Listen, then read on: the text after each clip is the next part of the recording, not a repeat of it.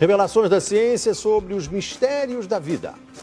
Especialistas de vários países estiveram no Brasil para o lançamento de um grupo dedicado à tese do chamado design inteligente. Esses cientistas acreditam que a perfeição e a complexidade da natureza comprovam a existência de um ser superior. O que há por trás do bater das asas de uma borboleta? Ou das cores vibrantes das penas dos pássaros? O que há em comum entre a concha do mar e a força dos furacões? Que mistérios guardam as nossas células e o DNA, o responsável por tudo o que somos?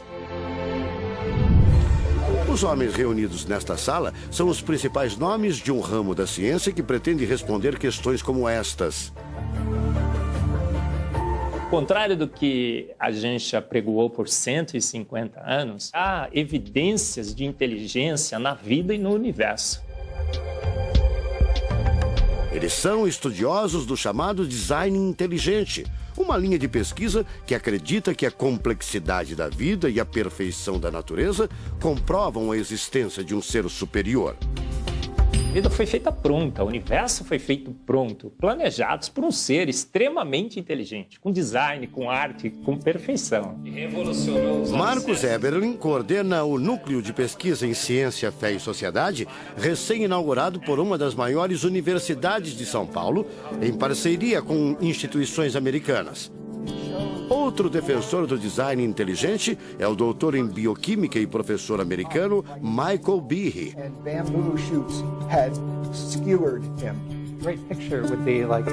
Brian Miller é doutor em física. Ele coordena as pesquisas da Universidade de Duke, nos Estados Unidos. Seria um super engenheiro, um super arquiteto? Você pode dizer isso, responde o físico. Um arquiteto que tinha a vida em mente, um criador que fez a vida deliberadamente. Also, when you look at life itself, não é de hoje que os cientistas procuram pistas deste arquiteto da vida.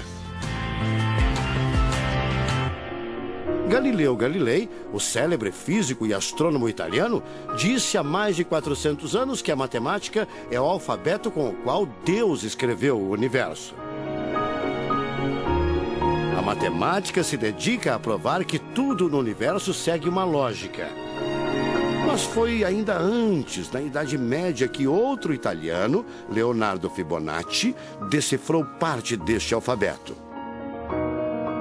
Ele descobriu um padrão numérico que se repete em quase tudo na natureza.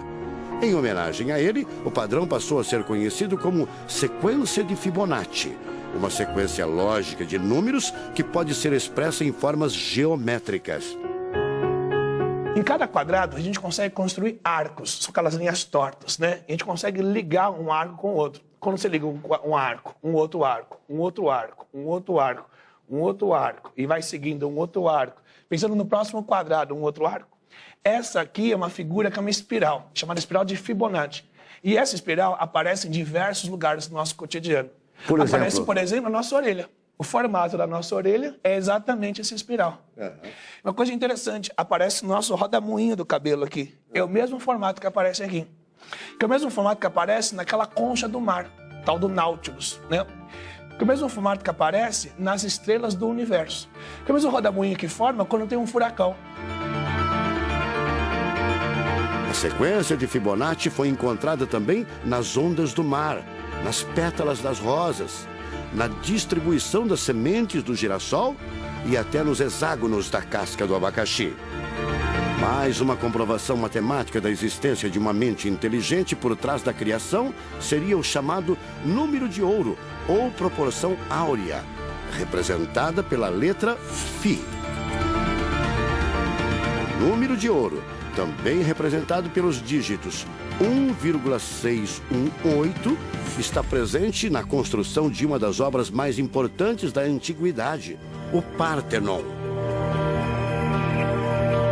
Foi usado por Leonardo da Vinci na Mona Lisa, o quadro mais famoso do mundo.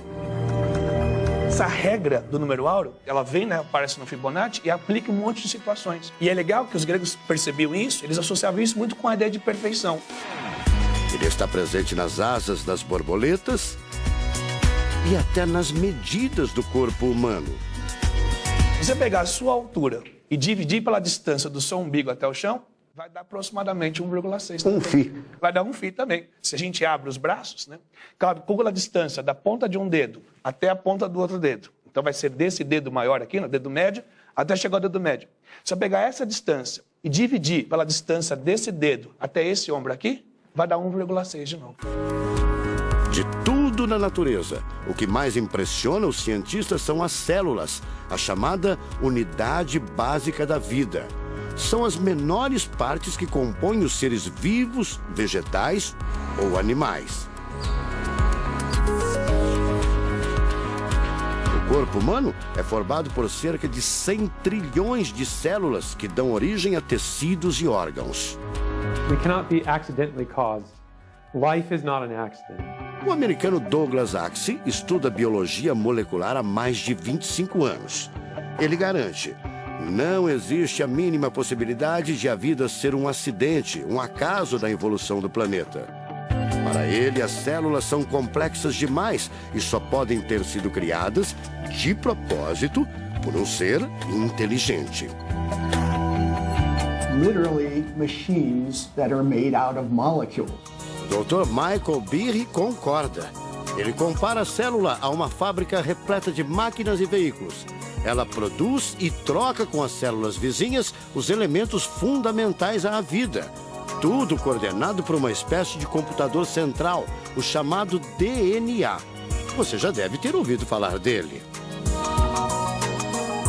O DNA é um conjunto de informações genéticas que definem as características dos seres vivos.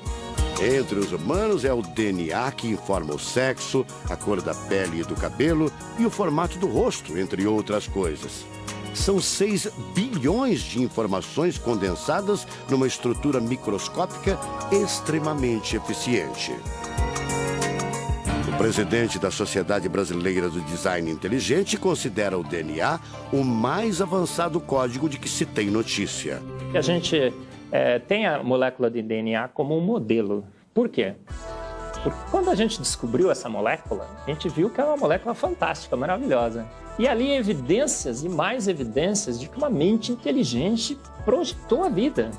Porque é o software da vida. E esse software tem o quê? Tem ali um código. E a gente sabe que códigos emanam de mentes inteligentes. Nos Estados Unidos, um grupo de pesquisadores afirma ter identificado uma sequência de números que sempre se repete no DNA humano. Seria uma espécie de assinatura de Deus, segundo o engenheiro da computação Greg Braden. So now we have a definition. Ao considerar a carga dos elementos químicos do DNA, os pesquisadores teriam identificado o seguinte padrão numérico: 10, 5, 6, 5. Eles então passaram a tentar decifrar esse código e tiveram a ideia de substituir os números por letras hebraicas. Em hebraico, a língua oficial de Israel e que aparece na Bíblia, os números são representados por letras, como explica essa professora israelense.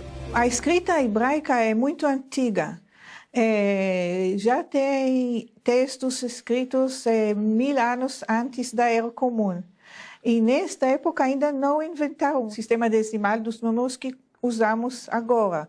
Na Bíblia, o Primeiro Testamento, podemos ver não só os números dos versículos e os números dos capítulos, mas também as páginas.